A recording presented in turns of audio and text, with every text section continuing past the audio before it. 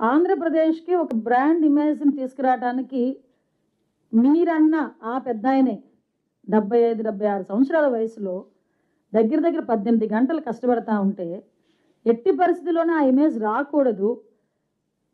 శాంతి భద్రత విఘాతం కలిగించేలాగా నోటికొచ్చినట్టు మాట్లాడతామని చెప్పి, చీకట్లో కన్ను కొడతారు. మళ్ళీ పైగా చీకట్లో ఎందుకు చంపుతాం, బయటే చంపమని చెప్తాం.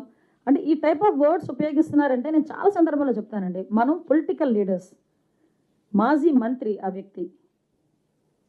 ఒకానొక సందర్భంలో మీరు అడ్మినిస్ట్రేషన్‌లో అసెంబ్లీలో కూర్చొని అధ్యక్ష అన్నవాళ్ళు. అటువంటి వ్యక్తి మీకు మీరెంత ఇదైనా మీకంటూ ఒక అభిమానించేవాళ్ళు కొంతమంది ఉంటారు మిమ్మల్ని కూడా. మిమ్మల్ని రోల్ మోడల్‌గా తీసుకునేవాళ్ళు కొంతమంది ఉంటారు. సో, మీకొక వయసొచ్చింది. ఇంకొక పోటీ చేసేటంత కొడుకున్నాడు. అంటే మీరు ఒకరికి ఆదర్శంగా ఉండాలి అన్నది పోయి ఏదో ఏమీ లేనాకు ఎగిరెగిరి పడతదట. అన్నీ ఉన్నా గనివని ఉంటదట. అది ఏమీ లేని ఆకులాగా కూర్చొని ఇష్టానుసారంగా అలా పడతా ఉంటే చూస్తూ ఊరుకుంటారు అనుకుంటే ఎలా? అలాగని మేము కేసులు పెట్టి మా పని మేము చేసుకుంటున్నాం అనుకోండి, గొగ్గోలు పెడతారు, అక్రమ కేసులు అంటారు. నువ్వు మాట్లాడేయొచ్చు. మేము కేసు పెడితే అది అక్రమ కేసు అవుతుంది. ఎవరైనా దాన్ని యాక్సెప్ట్ చేస్తారా? ఆ వర్డ్‌ని యాక్సెప్ట్ చేస్తారా? చెప్పండి. నిన్న కూర్చొని మాట్లాడి చంద్రబాబు నాయుడు గారి గురించి ఎన్ని రోజులు బతుకుతారు?